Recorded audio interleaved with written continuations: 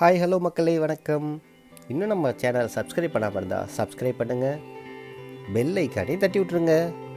எம்ஜிஆரோட முதல் 10 பாகங்கள் பிளேலிஸ்ட்டில் இருக்குது. பார்க்கலனா பார்த்துட்டு வாங்க. அடுத்த பாகத்துக்கு போகலாம். விருதுநகரில் நாடகம் நடந்தபோது நான் எனது பிள்ளைகளை நாடகம் பார்க்க அழைத்து சென்றேன். நாடக முடிவில் எங்களை கண்டு பேசிய எம்ஜிஆர், இன்ப கனவு நாடகம் வெற்றிகரமாக போகிறது, இதற்கு நல்ல பெயர், இதை நீங்கள் படமாக எடுங்கள், நன்றாக போகும் என்றார். எனக்கும் அது சரியாக தான் பட்டது. சிங்கப்பூரை சேர்ந்த ராமசாமி ஐயர் என்பவர் எங்களுடன் கூட்டாக சேர எம்ஜிஆர் மூவிஸ் என்ற பெயரில் படத்தை துவங்கினோம். இன்ப கனவு படத்தில் சரோஜா தேவி எம்ஜிஆருக்கு ஜோடி. அப்போதுதான் நாடோடி மன்னன் படப்பிடிப்பு நடந்து கொண்டு இருந்தது. நாடோடி மன்னன் வெளியானால் புதுமுகம் சரோஜா தேவிக்கு நல்ல பெயர் வரும், அதனால் இன்ப கனவு படமும் வெற்றியடையும் என்று எம்ஜிஆர் எங்களிடம் சொல்லியிருந்தார்.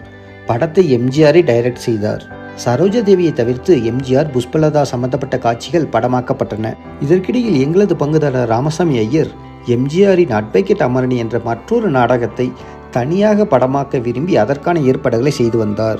இது பற்றி எம்ஜிஆரிடம் கேட்டபோது தனக்கு எதுவும் தெரியாதது போல் ஆரம்பித்து விட்டார். என்ன செய்வது, 2 படங்களையும் முடித்து கொடுப்பது என் பொறுப்பு என்று சமாதானம் சொன்னார். ஆனால் அதற்கு பிறகு இன்ப கனவு படத்திற்கு கால்ஷீட் தர காணோம். தருகிறேன் என்று பலமுறை சொல்லி படப்பிடிப்பு நடக்காததால் நாங்கள் கம்பெனியிலிருந்து பிரிந்து வந்து விட்டோம். அப்புறம் படம் வளரவில்லை. அதன்பின் எம்ஜிஆர் ஸ்ரீவல்லிபுத்தூர் தேர்தல் பிரச்சாரம், கட்சி கூட்டங்களில் கலந்து கொள்ள வந்த போதெல்லாம் என் வீட்டுக்கு வர விரும்பினாலும் ஜிஎம் காங்கிரஸ்காரராச்சே, அவர் வீட்டுக்கு நீங்கள் எப்படி போகலாம் என்று தடுத்து விட்டார்கள். லாய்ஸ் ரோட்டில் இருந்தபோது எம்ஜிஆரை பார்க்க போன போது என்னிடம் நலம் விசாரித்தார். சரிவர பேசாமல் சக்கரபாணியிடம் மேற்கொண்டு பேசுங்கள் என்று சொல்லிவிட்டு போய்விட்டார். எம்ஜிஆர் முதல்வரான பின் நெசவாளர் பிரச்சனை தொடர்பாக அவரை சந்திக்க போனேன். கெடுபிடிகள் அதிகமாக இருந்ததால் திரும்பி விட்டேன் என்றார். மருதநாட்டு இளவரசி படம் சம்பந்தப்பட்ட சில தஸ்தாவேசிகள் மட்டும் முத்துசாமியிடம் உள்ளன.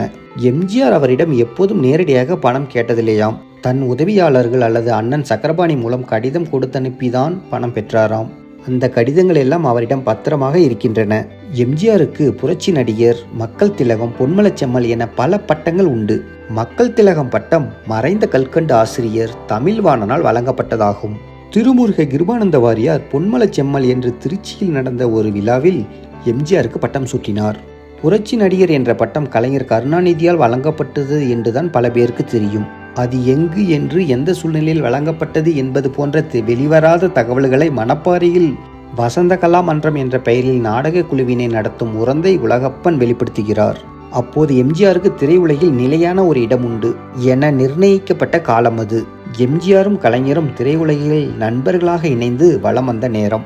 அதனால் கலைஞரை சந்தித்த போது கலைஞரை எங்கள் நாடகம் ஒன்றிற்கு தலைமை வகிக்க கேட்டிருந்தோம். அதனுடன் எம்ஜிஆரையும் முன்னிலை வைத்திட கூட்டி வர கோரினேன். கலைஞரோ, எம்ஜிஆர் மிகவும் பிஸியாக இடைவிடாத படப்பிடிப்பில் இருக்காரே, இருந்தாலும் அவரிடம் விசாரித்து சொல்கிறேன் என்று கூறி சென்று விட்டார். சென்னையில் கலைஞர் எம்ஜிஆரிடம் தனது வேண்டுதல் பற்றி சொல்ல அவரும் சம்மதித்து குறிப்பிட்ட நாளில் வருவதாக ஒப்புதல் அளித்து 1/4/1952 கடிதம் எழுதினார். கடிதத்தில் தங்களது 29/3/52 கடிதம் இன்று 1/4/52 கிடைத்தது. மகிழ்ச்சி. திரு மு கருணாநிதி அவர்கள் முன்னதாகவே எனக்கு ஆணை விதித்து விட்டார். அதோடு தங்களது கடிதமும் என்னை மீற முடியாதவாறு பிணைத்துவிட்டது. சனியன்று காலையில் திருச்சி வருவதென்பது முடியாததாக இருப்பதால் இரவு எப்படியும் திருச்சி வந்து விடுகிறேன் என்று உறுதியளித்து கொண்டு சந்திப்பை எதிர்பார்த்து கடிதத்தை முடித்துக் கொள்கிறேன். இப்படிக்கு எம்ஜி ராமச்சந்தர் என்று கையொப்பமிட்டிருந்தார். கடிதம் எம்ஜிஆரின் அடையாறு முகவரியிலிருந்து வந்தது. எம்ஜி ராமச்சந்தர், 181 4வது மெயின் ரோடு, காந்தி நகர், சென்னை என்ற முகவரியிலிருந்து வந்திருந்தது. கலைஞரிடமிருந்தும் தானும் எம்ஜிஆரும் வருவதாக 3/4/1952 தகவல் கார்டில் வந்தது. அன்பு தோழரே, கடிதம் கிடைத்தது மகிழ்ச்சி. நாடகம் நல்ல முறையில் நடைபெற ஆவணம் செய்யுங்கள். நானும் எம்ஜிஆரும் வந்து சேருகிறோம். முதல் கடிதத்தில் எழுதியிருந்ததுபடி எல்லா ஏற்பாடுகளும் குறைவர செய்யுங்கள். தோழர்கள், பண்ணை உள்ளிட்ட அனைவருக்கும் வணக்கம் கூறவும். அன்பு மு கருணாநிதி என்று எழுதியிருந்தார் கலைஞர். இருவரின் ஒப்புதலும் கிடைத்தபோது கிடைப்பதற்கரிய பேறு என கருதி விளம்பரம் சிறப்பாக செய்ததுடன் கம்பெனி நாடகம் போல் காட்சி அமைப்பு, ஆட்டோ ரிக்ஷாவையே மேடையில் வருவது போன்று இன்னும் பல புதிய காட்சிகளுடன் ஏற்பாடு செய்தேன். சில நோட்டீஸுகளில் 5/4/1952 திருச்சி தேவர் மன்றத்தில் கலைஞர் மு கருணாநிதி தலைமையில் சினிமா நடிகர் எம்ஜி ராமச்சந்திரன் முன்னிலையில் என அச்சிட்டு வெளியானது. விளம்பரத்தால் பெரிய அளவிலும் பிளாக்குகளுடன் போட ஏற்பாடு செய்யும் போது கலைஞர், எம்ஜிஆர் இருவரது புகைப்படங்களும் வந்து சேர்ந்தன. திருவாரூர் மு. கருணாநிதிக்கு கலைஞர் பட்டம் அளித்தது போல் கே.ஆர். ராமசாமி நடிப்பிசை புலவர், எஸ். ராஜேந்திரன் லட்சிய நடிகர், ஈ.வே.கி. சம்பத் சொல்லில் செல்வர், நெடுஞ்செழியன் நாவலர் என சிறப்புடன் அழைக்கப்பட்டது போல் எம்ஜிஆருக்கு ஒரு பட்டம் அளித்து நோட்டீஸில் போடுவோம், நாடக மேடையில் அறிவித்து விடலாம் என நினைத்து புரட்சி நடிகர் என வழங்கலாம் என்று முடிவு செய்தேன். எங்களது குழுவில் உள்ள ஒருவர் அதற்கு எதிர்ப்பு தெரிவித்து, எம்ஜிஆர் என்ன புரட்சி செய்துவிட்டார், சினிமா நடிகர் என்றே போடுவோம் என்று தன் கருத்தை சொன்னார். நான் பிடிவாதமாக என் எண்ணப்படியே செய்தேன்.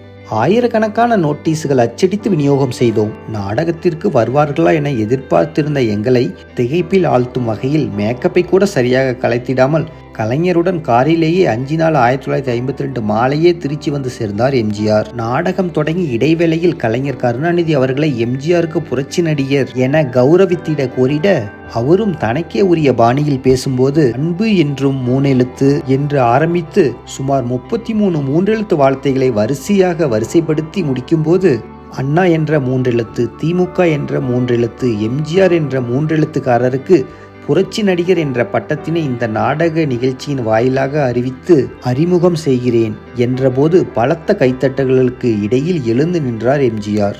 அடுத்த எபிசோட் நாளைக்கு பார்ப்போம். Thank you for watching. For more videos, please subscribe.